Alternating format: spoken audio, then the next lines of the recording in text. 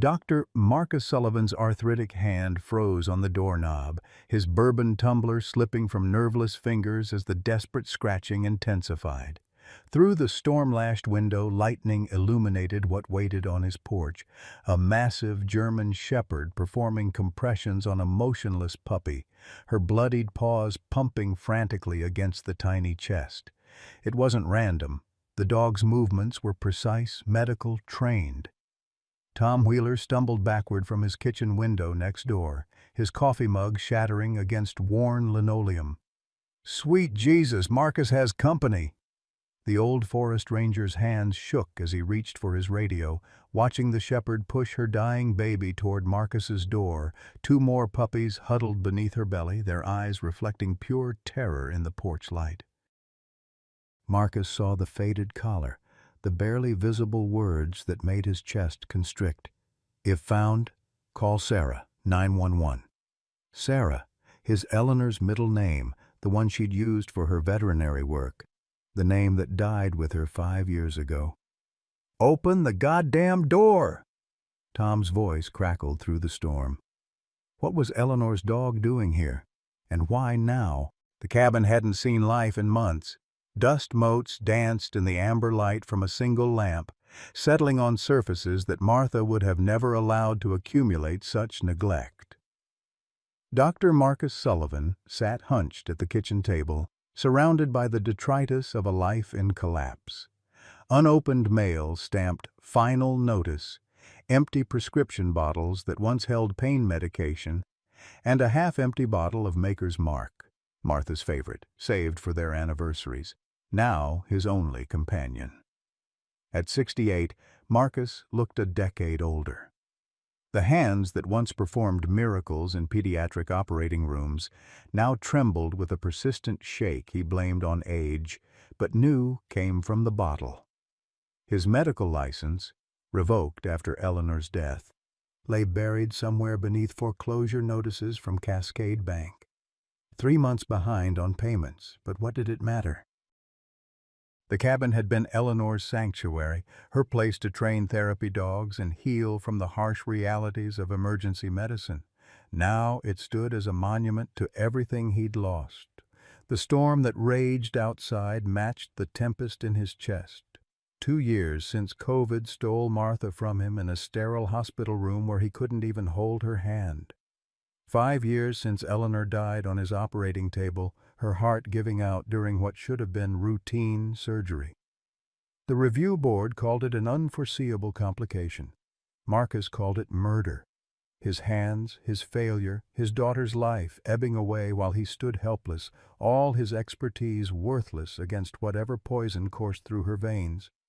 The grandfather clock in the corner, Martha's prized possession from an estate sale in Bend, had stopped at 3:17, the exact time Eleanor flatlined. Marcus never rewound it. Every clock in the house stood frozen, a chorus of silent witnesses to moments when time ceased to matter. The Martha's collection, once her joy, now served as monuments to his failures. The photo album lay open on the coffee table, turned to their last Christmas together. Eleanor, radiant at 32, her arm around Luna, the German shepherd she'd trained for the Veterans Hospital.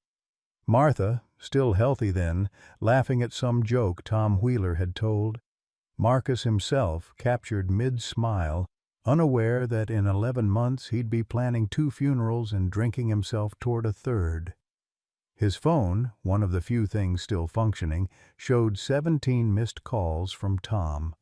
The old ranger checked on him daily, bringing groceries and news from town. Eleanor's godfather, Martha had always called him, though Marcus suspected Tom's feelings for Martha ran deeper than family friend.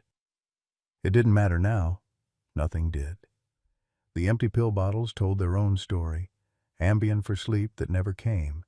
Xanax for panic attacks that struck without warning. Percocet for the phantom pain of operating on his own daughter. All gone now, replaced by bourbon that burned less than memories. Outside, thunder crashed like heaven's judgment, and Marcus raised his glass to the storm. "Here's to you, Martha, and to you, baby girl, Daddy's coming home soon." The door swung open to chaos. Luna didn't wait for an invitation. She grabbed Hope's scruff with infinite gentleness and carried her directly to the braided rug before Marcus's fireplace. The puppy's breathing was shallow, rattling with each desperate pull of air. Luna immediately resumed compressions, her technique hauntingly precise. 30 compressions, pause, check, breathing, resume. This was no instinct. This was training. Marcus's hands moved before his mind caught up. 40 years of surgical muscle memory overrode the bourbon fog as he dropped to his knees beside them. The puppy, barely 8 weeks old, had a crossbow bolt protruding from her left hip, the carbon shaft slick with blood and something else. He leaned closer, and the sweet chemical smell hit him like a slap. Antifreeze. Someone had dipped the bolt in antifreeze. "Jesus Christ," he breathed, his hands already palpating the wound. The bolt had missed the femoral artery by millimeters, but the poison was the real killer. Without immediate treatment, the puppy had minutes, not hours. Luna stopped compressions and fixed him with eyes that held too much intelligence, too much desperation. She knew. Somehow she knew he was medical, knew he could help.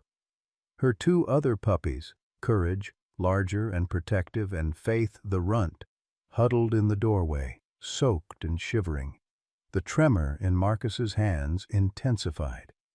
DTs, delirium, tremens, the price of drowning grief in bourbon.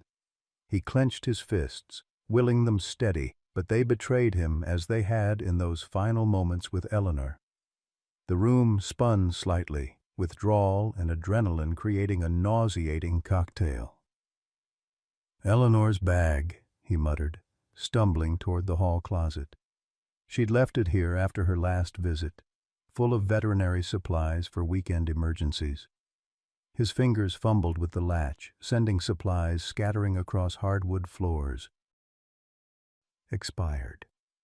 Everything was expired by 3 years, but it would have to do. Luna watched him sort through the supplies, and when he held up the IV kit, she did something that stopped his heart. She offered her own leg, pushing it toward him, the universal gesture of a trained medical assistance dog offering a vein for practice. "You know this," Marcus whispered. "Dear God, you know this routine." He looked closer at her collar, his headlamp catching the worn leather.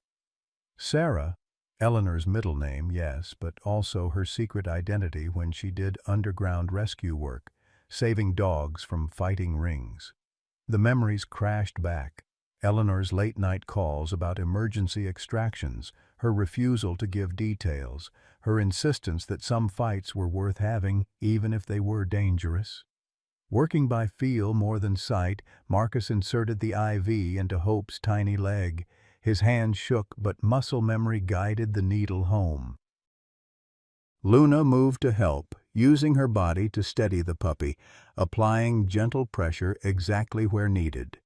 When he prepared the activated charcoal solution, the antidote for antifreeze poisoning, Luna opened Hope's mouth without being asked. "Eins," Marcus said, testing a theory, the German command Eleanor used with her dogs. Luna's ear twitched. "Zwei." Her tail moved slightly. "Bleib." "Stay." Luna settled into perfect stillness, allowing him to work. The flashback hit without warning. Eleanor, at 25, training her first therapy dog in this very room. "Dad, they understand more than we think. They read our hearts, not just our commands."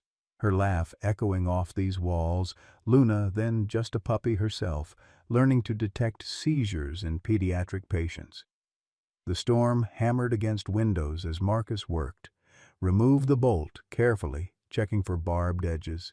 Clean the wound with the last of the sterile saline. Suture with hands that wouldn't quite obey. Luna never moved, even when Hope whimpered. She simply crooned soft encouragement, the same low humming Marcus remembered from delivery rooms, mothers soothing babies through procedures. Courage crept closer, his small body pressed against his mother's flank. Faith remained by the door, too weak or too scared to move. Both puppies bore the same distinctive markings: black saddles over tan bodies, the classic German Shepherd pattern, but with something else: a white star on each forehead, perfectly centered. Marcus had seen that marking before in Eleanor's photos of a legendary search and rescue bloodline. "There," he said finally, tying off the last suture. Hope's breathing had steadied, the activated charcoal beginning its work. But she needed real medical attention, antibiotics, proper monitoring, all things a disgraced, drunken ex-surgeon couldn't provide. Luna finally moved, but not away. She leaned into Marcus, her whole body sagging with exhaustion and relief. Then she did something that shattered his composure entirely. She licked his tears, tears he hadn't realized were falling, with the same gentle persistence Eleanor had shown during Martha's final days. "I know you," he whispered. "You're Eleanor's Luna. But that's impossible. They said you died with her. The accident." But even as he said it, doubt crept in. What accident? He'd been too destroyed by grief to ask questions, too eager to blame himself to investigate. The hospital had handled everything. Vincent Hartley himself, Eleanor's biological father, though he'd never acknowledged her, had paid for the funeral, the cremation, the tidy ending to an inconvenient daughter's life. The lights flickered as thunder crashed overhead. In the brief darkness, Marcus heard something else. Engines. Multiple vehicles moving up the old logging road that only locals knew about. Luna heard it too. Her entire demeanor changed from grateful mother to protective warrior. She moved to the window, a growl building in her chest that raised every hair on Marcus's neck. Through the rain-lashed glass, he saw lights. 3, maybe 4 vehicles, moving with purpose through a storm that should have made the road impassable. Only someone with serious motivation and resources would risk that approach in this weather. Luna returned to her puppies, nosing them toward the back of the cabin. She knew. Whatever had driven her here, whoever had shot Hope with a poisoned bolt, they were coming. And Luna had brought her babies to the one person Eleanor trusted above all others, her father, the broken surgeon who just proved he could still save lives when it mattered. Marcus looked at his trembling hands, steadier now with purpose than they'd been in years. Hope's chest rose and fell with growing strength. Faith finally crept forward to curl beside her sister. Courage positioned himself between his family and the door, 8 weeks old and already showing the protective instinct of his bloodline. "Okay, Eleanor," Marcus said to the storm, to the ghost of his daughter, to whatever force had brought Luna to his door. "I hear you, baby girl. Daddy's not running this time." The engines grew louder, and Luna's growl deepened. Whatever came next, they would face it together. A broken man and a desperate mother, bound by love for the same remarkable woman who'd trusted them both with her final legacy. The pounding on the door came just after dawn, violent enough to rattle the windows. Tom Wheeler's voice cut through the rain. "Marcus, open up, goddammit, we got trouble." Marcus opened the door to find Tom soaked to the bone, his forest ranger jacket plastered to his 73-year-old frame. The old man's eyes went wide when he saw Luna, then wider still when he recognized her. "Holy Mother of God," Tom breathed. "That's Eleanor's dog. Marcus, that's—" "I know who she is." Marcus stepped aside to let him in. "Question is, how did you know?" Tom's weathered face crumpled. "Because I've been keeping tabs on her since Eleanor died. She didn't die in that accident, Marcus. Nothing died in that accident except the truth." Before Marcus could process this, engines roared up the drive. Through the window, 4 black SUVs materialized from the storm like predators circling prey. Tom grabbed Marcus's arm with surprising strength. "That's Vincent Hartley's crew. He's been hunting Luna for months. ever since she escaped from his compound with those puppies. Tom's voice dropped. "Marcus, he's Eleanor's father." "I know that," Marcus said, but Tom shook his head. "No, you don't know the half of it. Vincent didn't just deny Eleanor. He's the reason she's dead." The lead SUV's door opened, and Vincent Hartley himself stepped out. At 58, he looked like what he was. A tech billionaire who'd learned to camouflage cruelty behind Armani suits and charitable donations. His security detail fanned out, each man carrying hunting equipment that looked military-grade. Then came the voice, amplified through a speaker system that cut through the storm. "Dr. Sullivan, this is Vincent Hartley. I know you have my dogs. Let's handle this civilized. I'm prepared to offer you $100,000 for their safe return." Luna's growl deepened to something primal. She positioned herself between her puppies and the door, every muscle coiled for battle. Hope, despite her injuries, tried to stand, wobbling on 3 legs but showing the same defensive instinct. "Your dogs?" Marcus shouted through the door. "These are Eleanor's dogs." A pause. Then Vincent's voice, colder now. "Eleanor is dead, Doctor. Dead because she couldn't mind her own business, just like those dogs will be dead if you don't send them out. You have 1 hour." Tom pulled out a worn notebook, hands shaking as he flipped pages. "I started investigating after Eleanor's funeral. That car accident. There was no other vehicle, no skid marks, but there was evidence of sabotage. Brake lines cut clean through." Marcus felt the room tilt. "You're saying he murdered his own daughter?" Eleanor discovered something. "Look." Tom produced a flash drive from his pocket. "She gave me this 2 days before she died. Said if anything happened, give it to you." I was too scared before. Vincent owns half the county. But seeing Luna here alive, it's a sign. Marcus plugged the drive into Eleanor's old laptop, still sitting where she'd left it 5 years ago. The screen filled with files, photos, documents, videos. His daughter's face appeared in a shaky, self-recorded video, Luna visible in the background with what looked like surveillance equipment.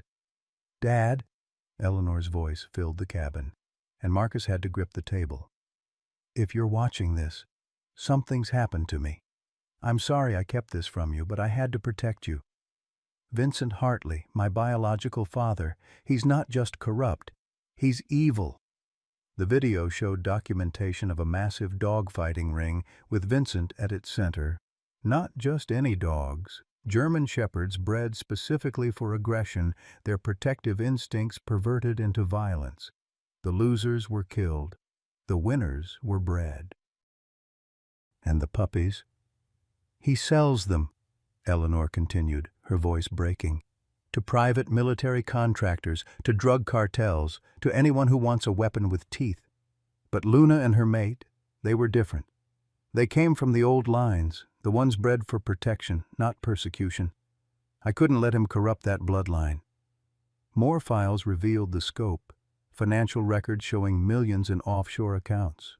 Photos of Vincent at elaborate hunting parties where the prey wasn't always animals.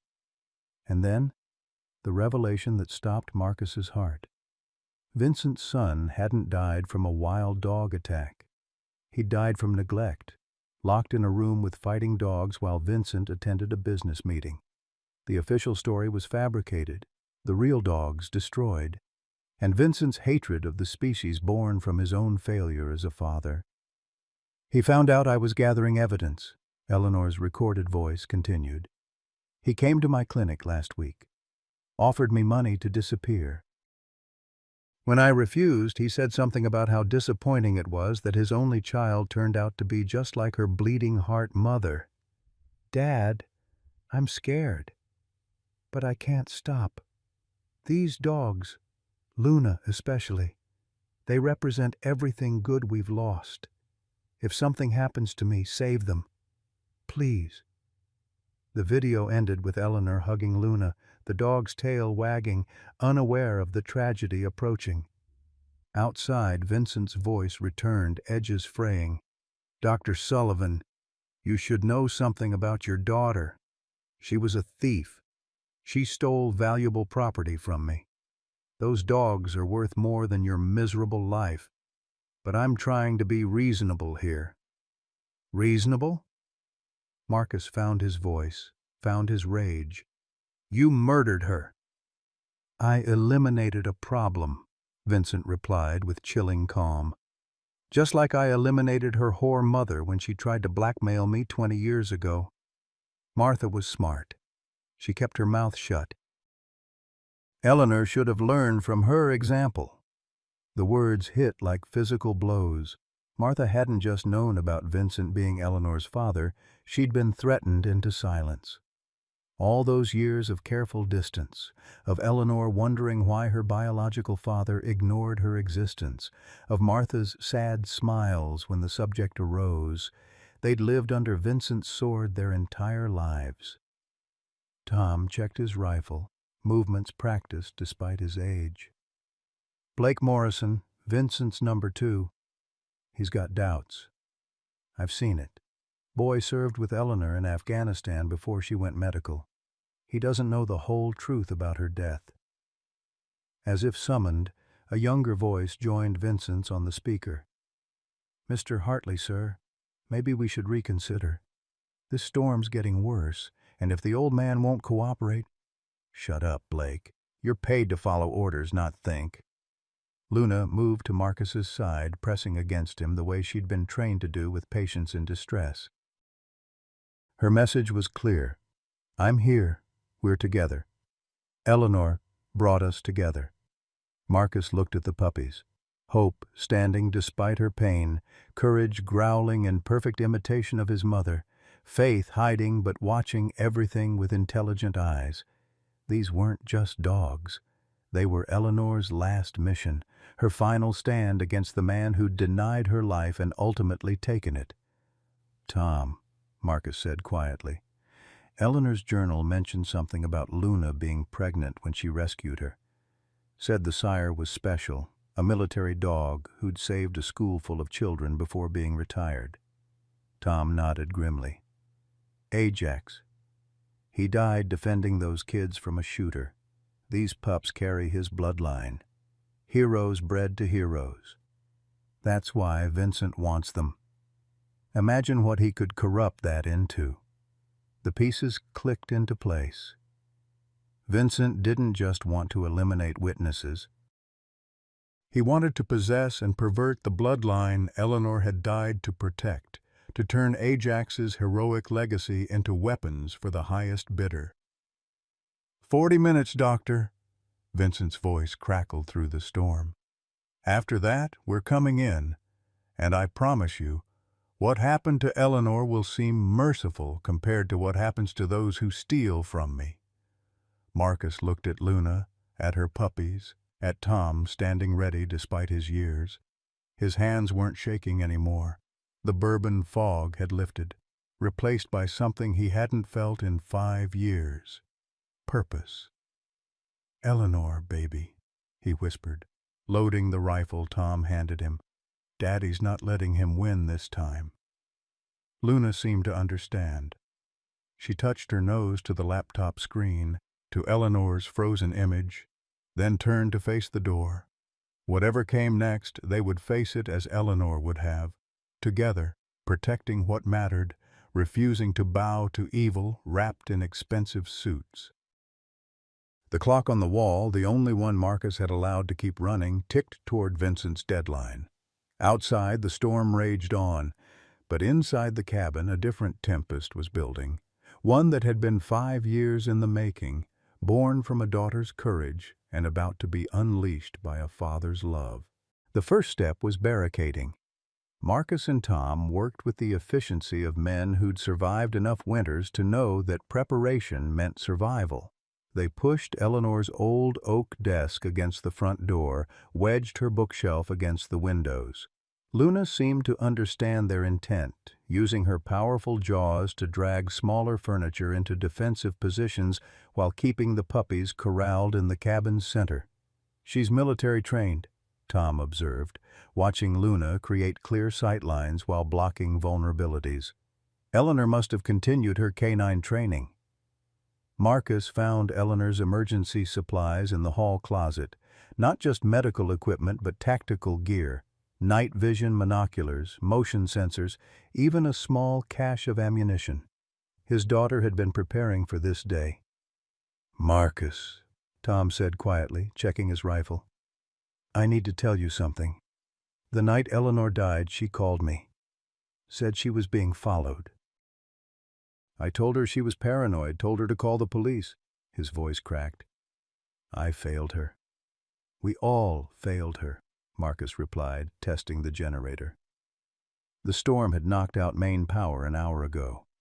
But we won't fail her dogs." Luna suddenly froze, her ears rotating like radar dishes. She moved to the east window, a low growl building.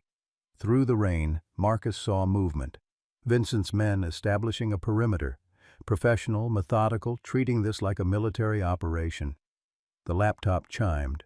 More files from Eleanor's drive were loading, including one marked, "Urgent, watch immediately."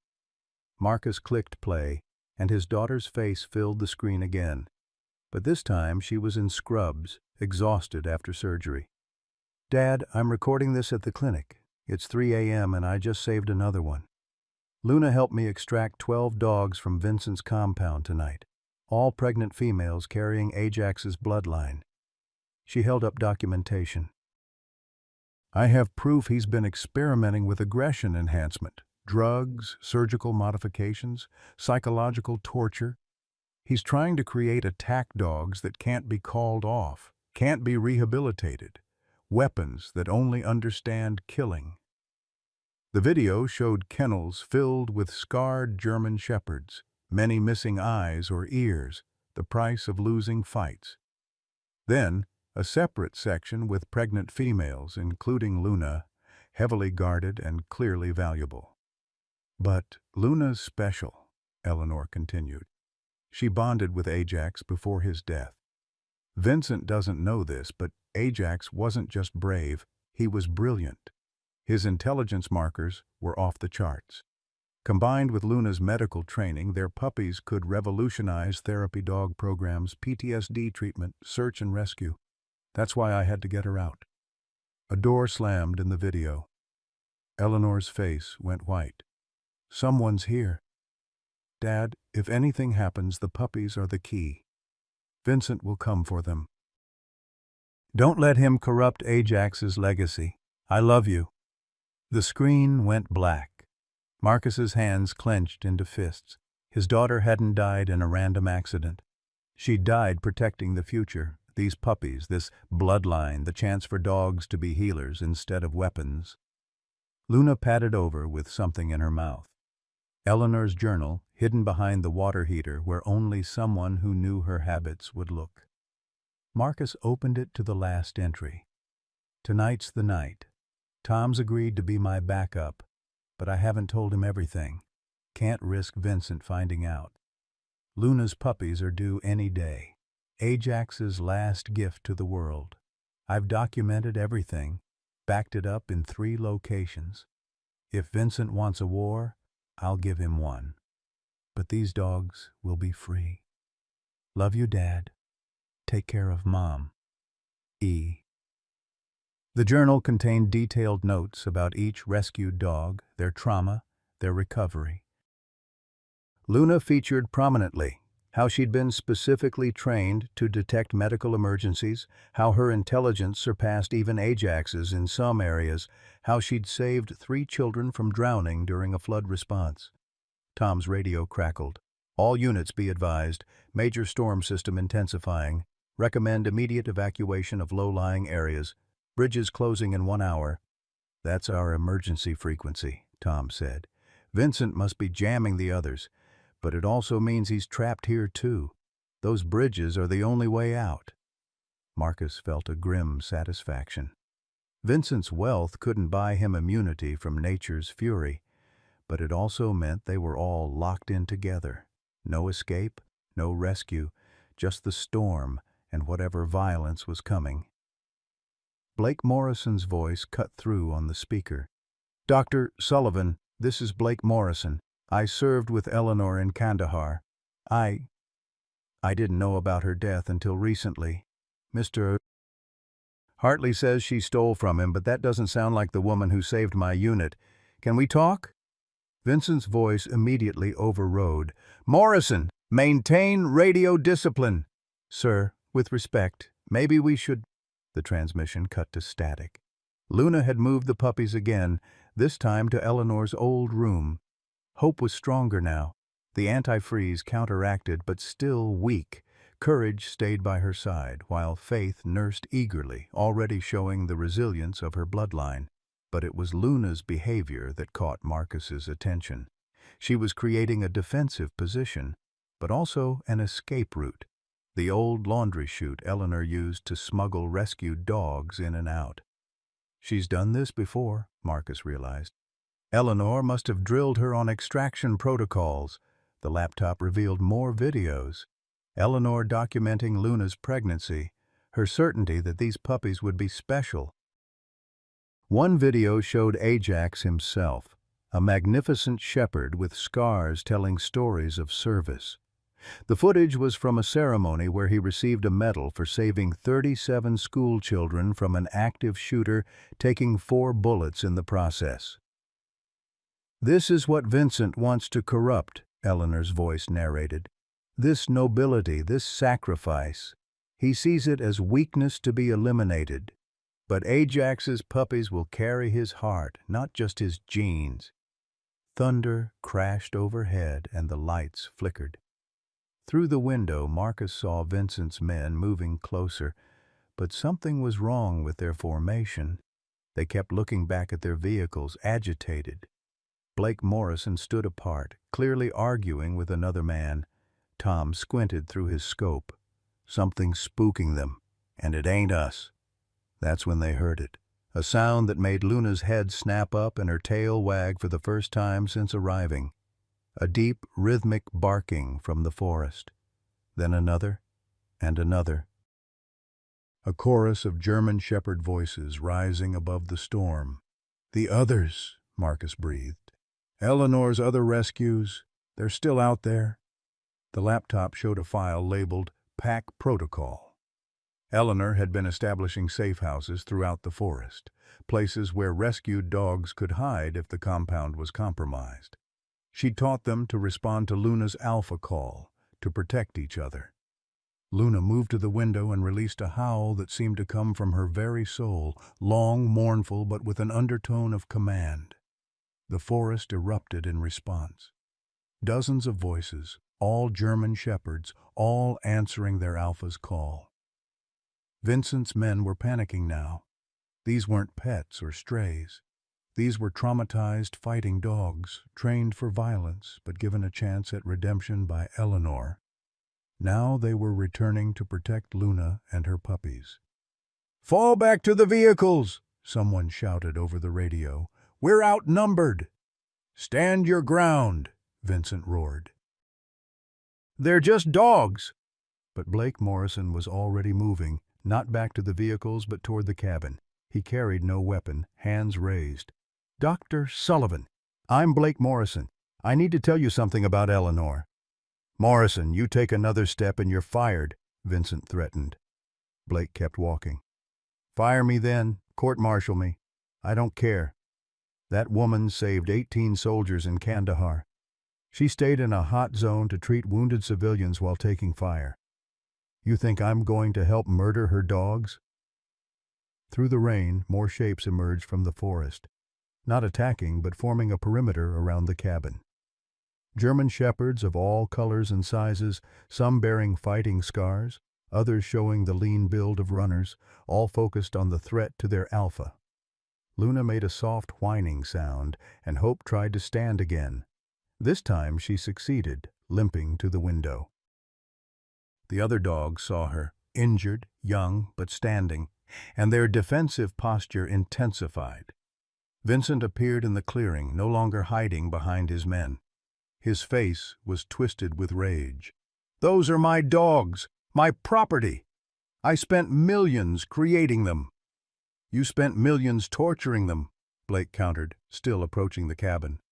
I've seen the files, Mr. Hartley. The experiments, the drugs, the surgical modifications, that's not business, that's sadism. You're fired, Morrison. And when I'm done here, you'll never work again. Blake laughed bitterly. Eleanor warned me about you. Said you'd rather destroy something than let it exist outside your control. She was right. He reached the porch and Tom opened the door cautiously. Blake entered, immediately dropping to his knees when Luna approached. She sniffed him thoroughly, then touched her nose to his hand. Acceptance. She remembers me, Blake said softly. I helped Eleanor evacuate the first group. Didn't know what I was really part of until after she died. He looked at Marcus. I'm sorry about your daughter, sir. She was the finest soldier I ever served with. Why are you here? Marcus asked, though he kept his rifle ready. Blake pulled out a tablet. Because Vincent's planning more than just recovering dogs. He's got buyers lined up. Cartels, private military companies, dog-fighting rings in 12 countries. These puppies are already sold, 50,000 each for Ajax's bloodline, but that's not the worst part. He showed them shipping manifests, surgical equipment orders, drug inventories. He's planning to establish breeding facilities worldwide, turn Ajax's heroism into a brand. Terror shepherds, he's calling them, dogs trained from birth to kill without hesitation or mercy. Luna growled, and every dog in the forest echoed her. The storm was reaching its peak, rain falling so hard it looked like walls of water. Marcus clicked play with trembling fingers. His daughter appeared one last time, but now she was in her truck, Luna beside her. Dad, I'm heading to file the evidence with the FBI. Vincent knows I'm on to him, but I've got backup plans. If something happens to me, know this. I'm not afraid. These dogs taught me that courage isn't the absence of fear, it's acting despite it. Take care of Luna and her puppies. They're not just dogs, Dad. They're hope. They're proof that no matter how dark someone tries to make the world, love and loyalty can't be bred out or beaten down. They always find a way to survive. She looked directly at the camera. I forgive you for everything you think you need forgiveness for. You were a wonderful father. Tell Mom I love her. And Dad, thank you for teaching me that sometimes the patient who needs saving the most is ourselves. The video ended. Marcus wiped his eyes, then stood straighter than he had in years. The tremor in his hands was gone. The weight on his chest had lifted. Eleanor had left him one final patient to save, not just the dogs, but himself. Blake, he said, voice steady, what would it take to get evidence of Vincent's operations to authorities who can't be bought? Blake smiled grimly. I've been recording everything for months. Audio, video, financial records. Been waiting for the right moment. And if Vincent doesn't survive this storm, Tom asked pointedly, then a lot of innocent dogs get a chance at real life, Blake replied, and a lot of violent criminals lose their supplier. Outside, the pack of German shepherds began to howl in unison. It wasn't a threat. It was a tribute. They were singing for Eleanor, for Ajax, for all the dogs who'd suffered and died in Vincent's compounds. But mostly they were singing for Hope, the little injured puppy who stood despite her wounds, who carried in her genes the best of what dogs could be. Vincent's 10 minutes were almost up. The assault began with tear gas canisters crashing through the windows. Marcus had anticipated this. Vincent wouldn't risk damaging valuable property with bullets. Luna immediately herded her puppies toward Eleanor's room while Marcus and Tom pulled on the gas masks from Eleanor's emergency kit. Blake covered his face with his jacket, coughing violently. "Move to the back!" Marcus shouted, but Luna was already ahead of him. She'd triggered the laundry chute door, revealing the escape route Eleanor had prepared. The puppies went first, Faith sliding down, then Courage. Hope hesitated, her injured leg making her fearful. Through the smoke, Vincent's voice boomed. "No more games, Sullivan! My men have thermal imaging. We see everything!" The front door exploded inward despite the barricade. Men in tactical gear poured through, but they'd made a critical error. They'd expected to find cowering victims, not prepared defenders. Tom's first shot was a beanbag round that sent the lead man sprawling. Not lethal, but devastating at close range. "Go! Go!" Blake shoved Marcus toward the escape route. "I'll buy time." But Luna refused to leave without hope. The injured puppy was frozen with terror as boots thundered across the floor. Marcus scooped her up, feeling her tiny heart hammering against his palm. Luna's eyes met his, trust and urgency combined, before she dove down the chute after her other puppies. Blake was wrestling with one of Vincent's men when another aimed at Marcus. Time slowed. The laser sight painted a red dot on his chest. His surgeon's mind calculated angles, velocities, damage patterns. A gray blur erupted from nowhere. One of Eleanor's rescued dogs, scarred from countless fights, took the shooter down with practiced efficiency, not killing. Eleanor had retrained them better than that, but neutralizing. The man's weapon skittered across the floor. "The pack's inside!" someone screamed. It was chaos. German shepherds poured through every opening, not as a savage horde, but as a coordinated unit. They targeted weapons, not throats. They herded Vincent's men like the sheep their ancestors once protected. These dogs had been tortured into killers, then saved and shown another way. Now they fought to protect that second chance. Marcus slid down the laundry chute with hope clutched to his chest, landing hard in the basement. Luna was there, counting her puppies with her nose, but her attention was on the storm doors leading outside. They were already rattling. Vincent's men had anticipated the escape route. "This way," Tom gasped, landing beside them. Blood seeped from a gash on his forehead. "Eleanor showed me once." He led them to what looked like a solid wall but pushed a hidden panel. It swung open to reveal a tunnel, reinforced with timber. "Old bootleggers' route from Prohibition." Eleanor expanded it for rescues. They crawled through darkness, Luna somehow keeping all three puppies moving despite their terror. Behind them, the sounds of combat faded, replaced by something worse, Vincent's cold, calculating voice. "Burn it down." "Sir?" someone questioned. "The dogs are replaceable. The bloodline is what matters. Those puppies are all I need."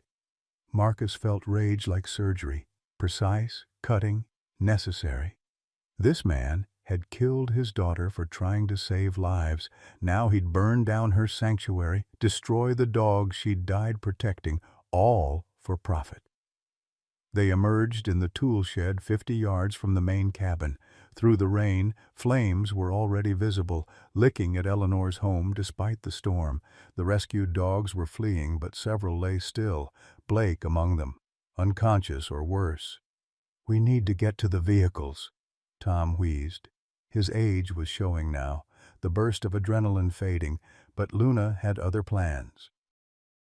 She deposited her puppies in a sheltered corner and gave Marcus a look he'd seen in operating rooms, the look of someone about to risk everything for what mattered. Then she was gone, racing back toward the burning cabin. "Luna, no!" Marcus started after her, but Tom caught his arm. "She knows what she's doing, son. That's a soldier going back for wounded." Through the smoke and rain, they watched Luna dart between Vincent's men. She wasn't attacking. She was searching. One by one, she found injured dogs and led them to safety, using barks and body language to coordinate their retreat. Even in chaos, she was Eleanor's dog, saving lives under fire. Vincent emerged from his command vehicle, no longer the polished businessman. His mask had slipped, revealing the monster beneath. He carried a rifle now, not trusting his men to finish the job. 20 years of work," he snarled, scanning for targets. 20 years building the perfect weapons and one bleeding heart bitch ruins everything. He spotted Luna helping a three-legged veteran shepherd escape and raised his rifle. The shot would be easy. She was focused on her rescue, unaware of the danger. Marcus didn't think. His body moved with the muscle memory of countless emergency decisions. He burst from cover, elderly legs pumping, throwing himself between Luna and Vincent's gun just as the trigger pulled. The impact spun him around. Hot agony bloomed in his shoulder, but he'd felt worse, the pain of losing Martha, of failing Eleanor. This was nothing. He hit the ground hard, rain mixing with blood. Luna was instantly there, her body shielding his as Vincent approached for a killing shot. She snarled, every tooth displayed, her message clear. "You'll have to go through me." "Touching," Vincent sneered. "The hero dog protecting the worthless drunk. Eleanor always was too sentimental." It's what got her killed. Hope watched from the shed, and something awakened in her damaged body. Her great-grandfather Ajax had charged a shooter to save children. Her mother Luna faced down a killer to protect the man who'd saved her. Legacy wasn't just genetics, it was choice. The puppy limped from hiding, dragging her injured leg, placing herself between Vincent and Marcus. 8 weeks old, poisoned, surgery scars still fresh, and she stood her ground. Courage and faith joined her, 3 tiny warriors making their stand. Vincent actually laughed. "Perfect. I'll start the new breeding program right here. Watch the old bloodline die. Birth the new one in its ashes." He aimed at Marcus's head, savoring the moment. The storm reached its crescendo, thunder crashing as if heaven itself protested. That's when they heard it. Not dogs this time, but helicopters. Multiple helicopters, fighting through the storm. Blake's radio, somehow still functioning, crackled to life. "FBI emergency response team inbound. All civilians take cover. Repeat, federal agents on scene." Vincent's face went white. He spun toward Blake's unconscious form, understanding flooding his features. The recording equipment, the evidence, the transmission that had been uploading throughout the assault. "You called them," he breathed. "When?" Blake, bloodied but conscious, managed a grim smile. "The moment. You ordered. The burn. Everything's live streamed. Your confession. About Eleanor. All of it." Spotlights blazed from above as black helicopters descended, ropes dropped, tactical teams rappelling down despite the storm. FBI agents in full gear, weapons trained on Vincent and his scattered men. "Vincent Hartley, drop your weapon. You're under arrest for murder, racketeering, animal cruelty, and domestic terrorism." But Vincent had passed beyond reason. He swung his rifle toward the helicopters, futile defiance against fate. "You don't understand. I'm creating the future. Dogs are tools, weapons. My son died because—" A single shot rang out, not from the FBI, but from one of Vincent's own men. The shooter lowered his weapon, face grim. "No, sir. Your son died because you left him alone with fighting dogs you created. We all knew. We all stayed quiet.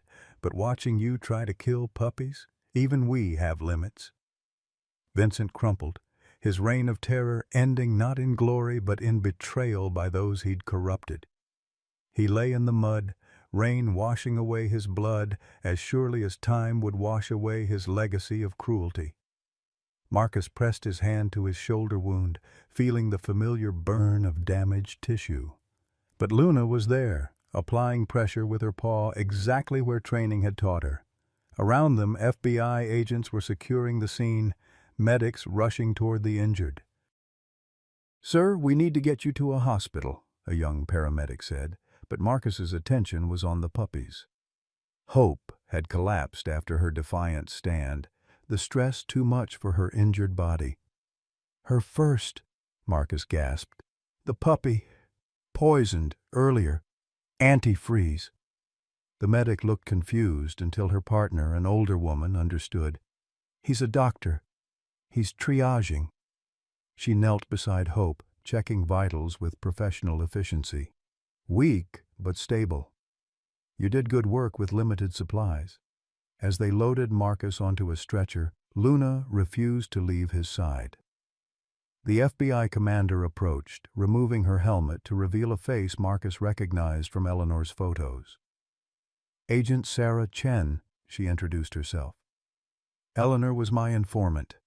We've been building this case for 3 years. Blake's evidence gives us everything we need to shut down Vincent's entire network. Eleanor, Marcus managed through the pain medication taking hold. Was a hero, Sarah finished. She saved hundreds of dogs and gave us the roadmap to save thousands more. Vincent had judges, politicians, even police on his payroll, but he couldn't buy everyone. She looked at Luna and the puppies, now being gently tended by medics who understood their importance. These dogs are evidence. But more than that, they're Eleanor's legacy. We'll make sure they're protected. As the helicopter lifted off, Marcus caught a final glimpse of the scene below. The cabin was gone, Eleanor's sanctuary reduced to smoldering ruins. But around it, dozens of German shepherds sat vigil, the ones Eleanor had saved, free now to choose their own paths. Blake, on a neighboring stretcher, squeezed Marcus's hand. We did it, Doc. Eleanor would be proud. Marcus looked at Luna, who'd somehow convinced the flight crew to let her stay with her puppies during transport. Hope was breathing steadily. Courage watched everything with intelligent eyes, and Faith slept peacefully despite the chaos. They'd survived Vincent's worst, faced down evil, and emerged scarred but unbroken. She is proud, Marcus whispered, seeing Eleanor's spirit in Luna's determined gaze. I can feel it. The storm was breaking as they flew toward the city, toward healing and justice and whatever came next. But one thing was certain, Ajax's bloodline would continue, not as weapons, but as Eleanor had envisioned. Heroes, healers, and hope for a better world. Vincent had called dogs tools, but he'd never understood the truth Eleanor had died protecting. Dogs weren't tools or weapons or property. They were family, teachers, and mirrors reflecting the best of what humans could be. The thunder faded behind them, but ahead, the first rays of dawn were breaking through the clouds. The hospital room smelled of antiseptic and floor wax, but Marcus didn't mind. After 5 years of drowning in bourbon and grief, even the sterile air felt like redemption. His shoulder throbbed despite the morphine, a clean surgical pain that reminded him he was alive. Luna lay at his feet, special permission granted by staff who'd heard their story. The puppies were in pediatric ICU, the staff's compromise for treating canine heroes. Your lucky day, Dr. Patricia Morse announced, reviewing his chart. Bullet went clean through, missed everything important by millimeters. Lifetime of surgery, Marcus replied. You learn anatomy from both sides. She studied him over her glasses. Your doctor, Marcus Sullivan. You pioneered the Henderson technique for pediatric cardiac repair. I studied your papers in residency. That was a long time ago. Your daughter was Eleanor Sullivan. It wasn't a question. She saved my nephew in Afghanistan. Stayed with him for 14 hours under fire until medevac arrived. The room fell silent except for Luna's steady breathing. Everyone, it seemed, had an Eleanor story. His daughter had touched more lives than he'd ever known. Agent Chen arrived that afternoon with files and a federal prosecutor. Vincent had survived his man's bullet, paralyzed from the chest down, facing life in prison. But his network was vast, and testimony would be crucial. We need everything, Chen said. Every detail about Eleanor's final days, every piece of evidence she shared. Vincent's lawyers are already claiming entrapment, saying Eleanor stole proprietary breeding stock. Marcus laughed bitterly. Proprietary breeding stock. That's what he called dogs tortured into madness. His lawyers are good. We need to be better. Chen pulled out a tablet. Blake Morrison's been invaluable. His recordings go back 2 years. But Vincent's claiming Blake was a disgruntled employee, that Eleanor seduced him into betraying company secrets. Luna's growl rumbled through the room. She understood more than most humans gave dogs credit for. "What about the other dogs?" Marcus asked. "The ones from the forest?" 37 recovered, all showing signs of abuse, but responding to rehabilitation. The Humane Society's best trainers are volunteering. Chen smiled slightly. Apparently, Eleanor trained many of them. They're calling it the Eleanor Protocol, her method for rehabilitating fighting dogs. A knock interrupted them. Blake stood in the doorway, arm in a sling, face bruised but determined. "Sorry to interrupt. Doc, there's someone who needs to see you." He stepped aside to reveal a woman in her 60s, silver hair pulled back, wearing a worn raincoat. She clutched a manila envelope like a lifeline. "Dr. Sullivan? I'm Margaret Chen, no relation to the agent. I run the food bank where Eleanor volunteered." Her voice trembled. "She gave me this the week before she died, said if anything happened, make sure you got it." Marcus took the envelope with shaking hands. Inside were photographs, dozens of them. Eleanor with rescued dogs, Eleanor training veterans with PTSD, Eleanor teaching children how to approach animals safely. But the last photo stopped his heart. It was taken the day she died.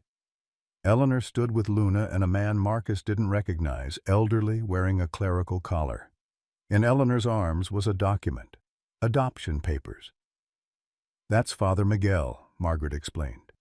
"He ran an underground railroad for abused animals. Eleanor was finalizing Luna's adoption that morning, making sure she'd be legally protected if anything happened." The timestamp showed 10:47 a.m. Eleanor's accident was reported at 11:15 a.m. 30 minutes, Marcus whispered.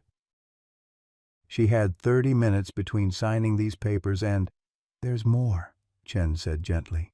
"The accident report never made sense. Single car accident on a clear day, straight road, no mechanical issues found. But now—" She pulled up traffic camera footage on her tablet. "Look at this." A black SUV following Eleanor's truck, maintaining perfect distance, professional surveillance. The footage cut to an intersection camera showing Eleanor's truck suddenly swerving, then overcorrecting into a concrete barrier. The SUV never stopped, just continued past the wreck. "Vincent's vehicle," Blake confirmed. "I recognized the plates. He was supposed to be in Seattle that day." The room spun slightly. Marcus had spent 5 years believing he'd killed his daughter with surgical complications. The truth was simpler and crueler. Vincent had murdered her for saving dogs. Luna padded to the window where rain was beginning to fall again. She whined softly, and Marcus understood. Somewhere out there, more dogs were suffering in places Vincent's network had operated. The work wasn't finished. "I want to testify," Marcus said. "Everything I know, everything Eleanor told me." "It'll be brutal," Chen warned. "Vincent's lawyers will drag you through your alcoholism, your suspended license, everything. Let them." Marcus felt steel in his spine that had been missing for years. "Eleanor faced down killers to save dogs. I can face lawyers to finish her work." Over the following days, the hospital became a war room. FBI agents interviewed Marcus repeatedly, building their case. Blake provided context for Vincent's operations, revealing shell companies, international connections, underground fighting rings that generated millions in illegal gambling. But it was Tom Wheeler who provided the smoking gun. The old ranger arrived on day 3, moving stiffly but eyes sharp. "Been doing some digging of my own," he announced, producing a flash drive. "Trail cameras from the forest. I maintain them for wildlife surveys." The footage was grainy, but clear enough.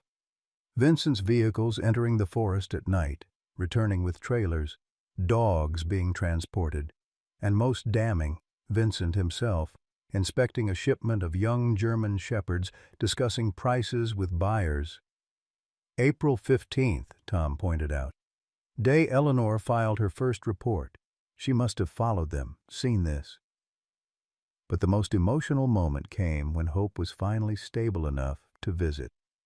A nurse wheeled her in on a small gurney, IV still attached, leg in a cast. Luna's entire body quivered with joy, but she stayed gentle, understanding her baby's fragility. Hope's tail wagged weakly as she licked Marcus's hand. This puppy who'd nearly died, who'd stood between him and a killer, who carried the bloodline of heroes, she was going to make it. The vet says she'll always limp, the nurse explained, but she's already trying to walk. Stubborn little thing. It's in her blood, Marcus replied, thinking of Ajax charging toward gunfire, of Luna performing CPR, of Eleanor refusing to abandon her principles even unto death. That night, unable to sleep, Marcus found himself writing. Not medical notes or testimony prep, but a letter to Eleanor. The words poured out, his guilt, his pride, his promise to continue her work. Luna watched from her bed, occasionally padding over to rest her head on his knee when the tears came. She knew, he wrote. Somehow, she knew her time was running out. That's why she documented everything. Why she sent Luna to me. Not just to save the dogs, but to save me. To give me purpose when grief had taken everything. A soft knock interrupted. Agent Chen entered with coffee and her own sleepless shadows. Can't sleep either. Too much to process. Marcus accepted the coffee gratefully. 20 years Vincent operated. How many dogs suffered? How many Eleanors tried to stop him? That's what haunts me, too. Chen sat heavily. We had reports, rumors, but never enough evidence. Your daughter was the first to get inside, to document everything. She knew the risk. They sat in comfortable silence, two people bound by loss and determination. Finally, Chen spoke again. There's something else. Vincent's lawyers are pushing for a deal. He'll reveal his entire network, suppliers, buyers, training facilities, in exchange for minimum security placement. No. The word came out harder than Marcus intended. He killed my daughter. He tortured innocent animals. He doesn't get comfort. That's ultimately the prosecutor's call, but your testimony will weigh heavily. Chen stood to leave, then paused. For what it's worth, Eleanor would be proud. You're finishing what she started. After she left, Marcus looked at the three puppies sleeping peacefully, at Luna standing guard, at the rain washing the world clean outside. Tomorrow would bring more interviews, more revelations, more pain, but also more chances to save dogs, to honor Eleanor's memory, to build something good from tragedy. His hands were steady now. The tremor that had plagued him for 5 years was gone. In saving Hope, in protecting Luna's puppies, in facing down Vincent, he'd found what bourbon couldn't give, redemption. Eleanor was gone. Nothing could change that. But her work would continue through every dog saved, every puppy given a chance at a normal life, every person who chose compassion over cruelty.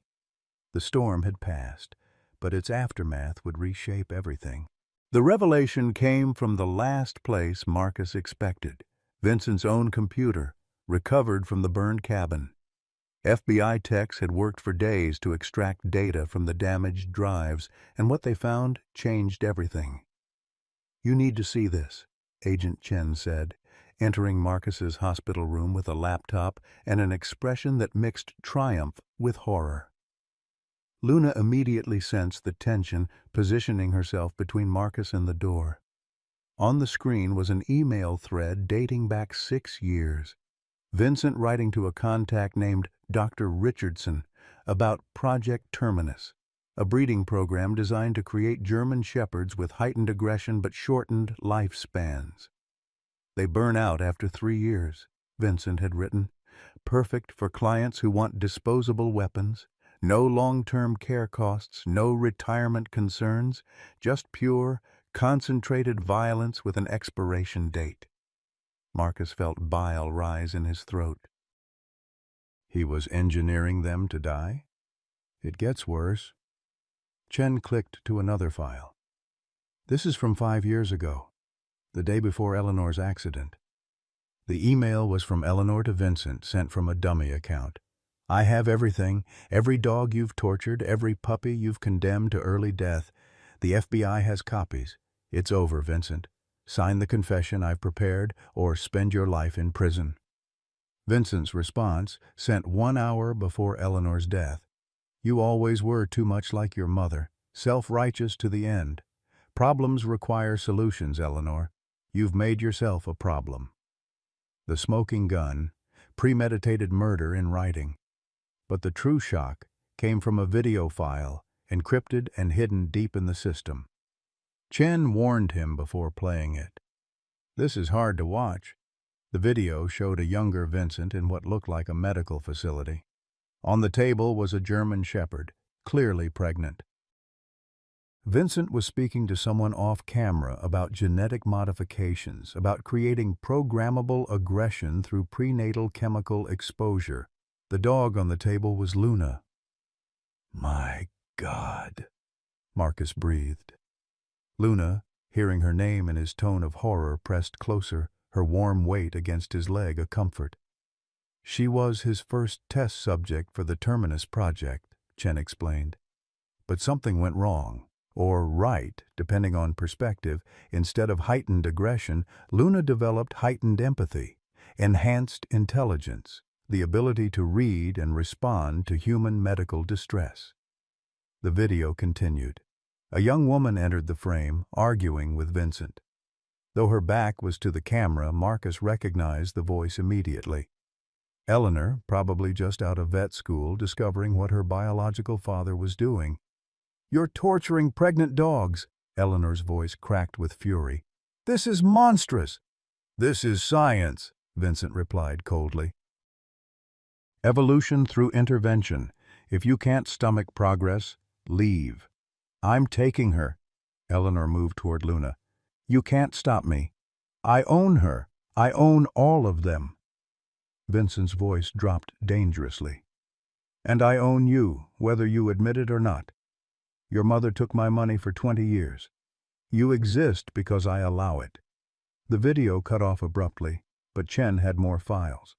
Photos of Luna over the years, training with Eleanor, working with veterans, saving lives. The dog Vincent had tried to turn into a weapon had become a healer instead.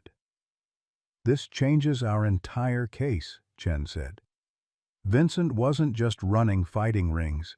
He was conducting illegal genetic experiments, selling bioengineered attack dogs to international clients. Blake arrived as Chen was explaining the legal implications. His testimony had already revealed much, but this new evidence expanded the scope dramatically. He looked at Luna with new understanding. That's why he wanted her puppies so badly, Blake said. He thought they'd carry the Terminus modifications, thought he could restart the program. But they don't? Marcus asked, thinking of Hope limping determinedly around her kennel, of Courage's protective instincts, of Faith's gentle nature. Blood tests show no genetic modifications, Chen confirmed. Ajax was a natural dog, decorated military working dog, but unmodified.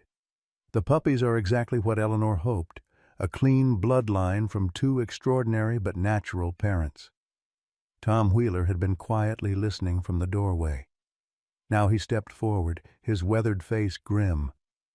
There's something else you need to know. I've been tracking shipments from Vincent's facilities. 3 containers left for international ports the week before Eleanor died. Manifest lists, agricultural equipment.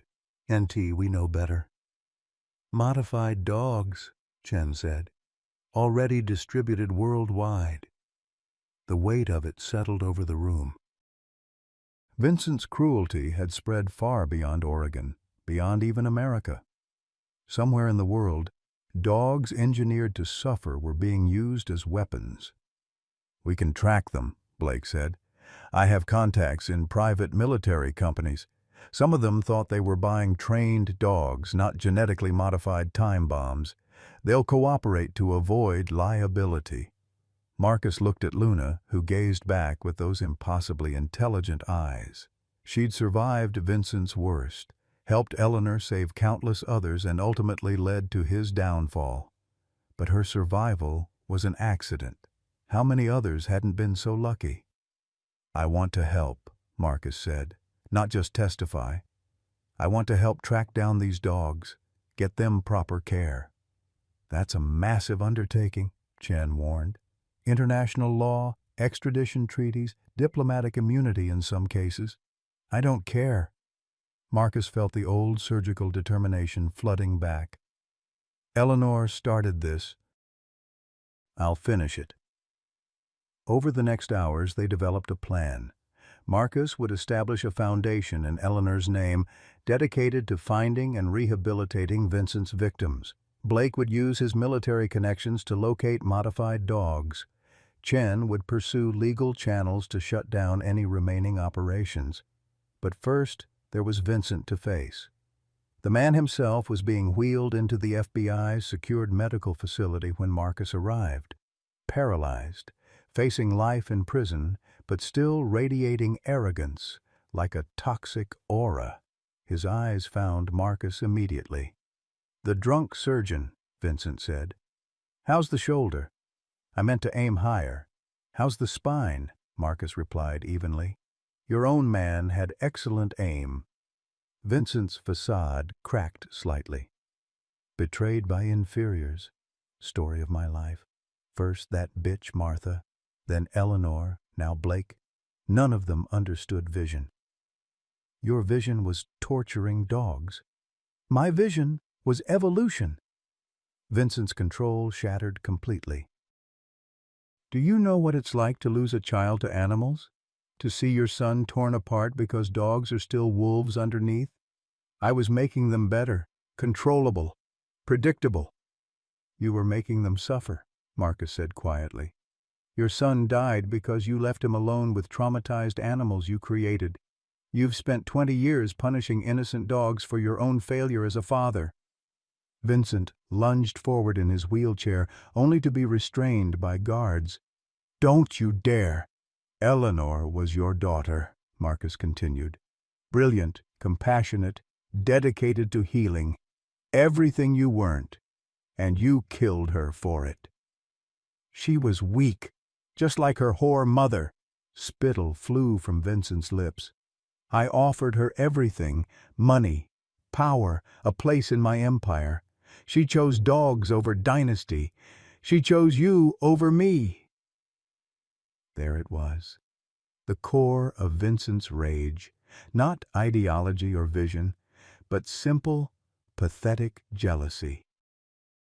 Eleanor had loved Marcus, flawed as he was, over the biological father who'd rejected her. "Yes," Marcus said simply. "She chose love over whatever twisted thing you offered, and her choice destroyed you." He turned to leave, but Vincent's voice followed him. "Those modified dogs are already breeding. You'll never find them all. My legacy will outlive yours." Marcus paused at the door. "Your legacy is 37 rescued dogs learning to trust again. It's Blake choosing conscience over corruption. It's Luna and her puppies proving that love conquers even your worst attempts at creating hate." He looked back one final time. "Your legacy, Vincent, is failure." Outside, Luna waited with Agent Chen. The German shepherd studied Marcus intently, then did something she'd never done before. She stood on her hind legs, placed her paws on his shoulders, and looked him directly in the eyes. It wasn't a dog's gesture. It was almost human, full of understanding and shared purpose. "We have work to do, don't we, girl?" Marcus said softly. Luna dropped back to all fours and headed for the exit, her message clear. Enough talk. Time for action. The revelation of Vincent's experiments had changed everything. This wasn't just about justice for Eleanor anymore. It was about finding every dog Vincent had modified, every puppy condemned to shortened life, every animal suffering from his twisted vision.